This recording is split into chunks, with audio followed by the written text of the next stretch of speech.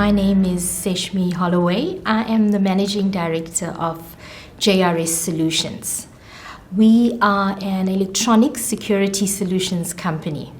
So we specialize in access control, CCTV, ICT infrastructure, and we also specialize in port automation. We represent an international company, internationally recognized company in the Port of Durban and the Port of Port Elizabeth. Well, the port automation is the access of the trucks into the terminals via a access control system.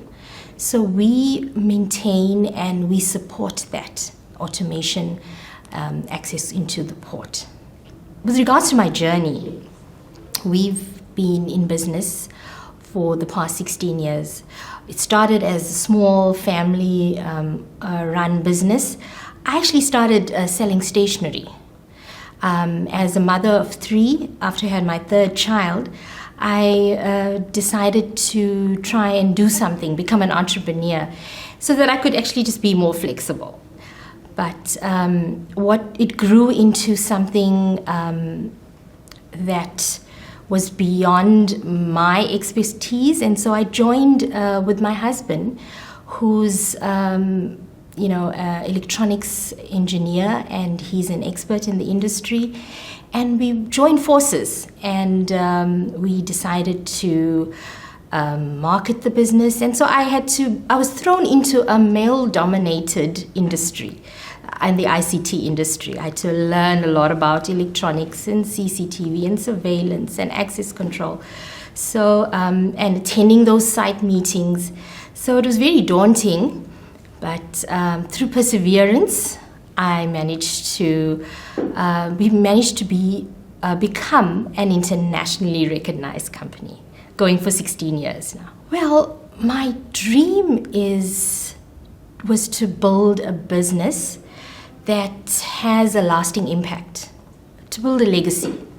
The business is called JRS Solution. And J stands for Joshua, R stands for Rebecca, and S stands for Samuel. These are my 3 children. So it's just leaving a legacy for them. And hopefully, I'm so excited that my son has joined the business. He's completed his computer science degree, and so he's bringing in the innovation and expanding and stretching our thinking.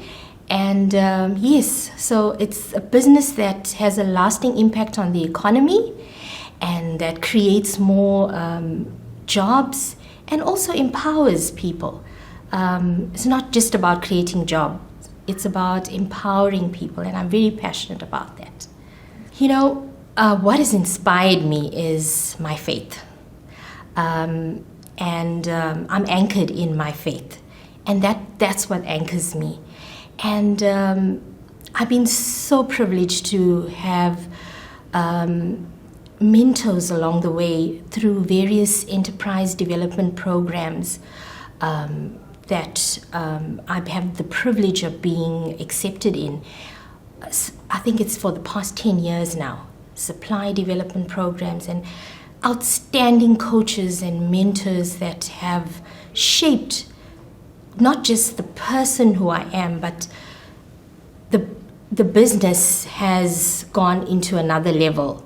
And so that's what has shaped me along the way, being part of that. And it's not just about being part of a program, but it's applying what you've learned, and it's applying what has been deposited in you.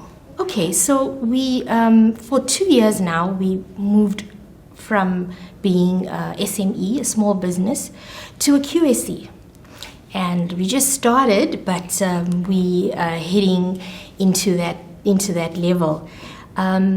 This year, we've managed to maintain our ISO 9001 certification for the past 10 years. So from 2015 till 2025, we managed to maintain that as a business. So I think that's a great achievement. We've been, for myself, I've been in a lot of publications, the Topco publications, SAFCA publications. We've been invested in via Edge Growth through Engine, and we've just exited the investment program. So we just successfully exited, paid off our loan, and one of the success stories of being able to being invested in and then paying that back and seeing the fruit of it, seeing the fruit of what was invested in us. And we've won Best IT Solutions Company with the DUT, CSE, and there's a lot. I think what I really enjoyed doing these past 2 years, I was part of a program at DUT, an incubation program, and I successfully became a supplier of DUT. Now I mentor their entrepreneurs in the incubation program, and I've been called to teach on how to apply quality management systems and financial management, things that I've learned. It's so it feels so good to be able to impart what I've learned into other entrepreneurs, and I think that's just driving me now. I'm so passionate about empowering other young entrepreneurs and people that have just started. I've been through great challenges. It's personally having imposter syndrome, the self-doubt, fear of failure, fear of not knowing enough. So I've had to overcome that. But what drives me is that knowing that I should never give up, and even if I fail, failure is not fatal. Failure is just a stepping stone. And I've learned from all the experiences that I've had along the way. So personally, I've grown as a business, entering into the getting tenders and getting contracts and not having enough cash flow. That was the major problem. So just building the business to a point where we can attract investment, attract loans, attract working capital through compliance. So compliance is also a very big challenge in businesses, because we've got to, if you're not compliant, then no bank is going to fund you. So I think this one of our greatest successes is that we're a compliant company, and the challenges of getting to that is discipline. You've got to discipline. You got to know that you need to pay your VAT, and you need to put that money aside, and you need to be So it's financial excellence, financial, also intelligence as well. Yeah, so that's the major. I think in every business, the challenges of working capital, challenges of cash flow, is one of the major hurdles in small businesses. Yeah. The advice I would give to the younger generation is, don't let fear silence your purpose. Don't let your insecurities and doubts and fears of failure stop you from doing what you are passionate about, and find what you're passionate about and do it to the best of your ability, and never give up. We always have the ability to bounce back, and so that's what I would love to tell the young people of today. Yes. At the moment, we are national, so I want to expand into Africa.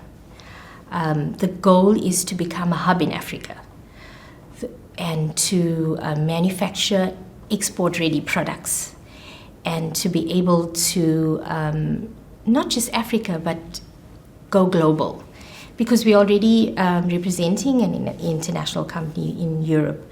So that's the goal. The goal is to grow the business so that we can make a global impact from South Africa.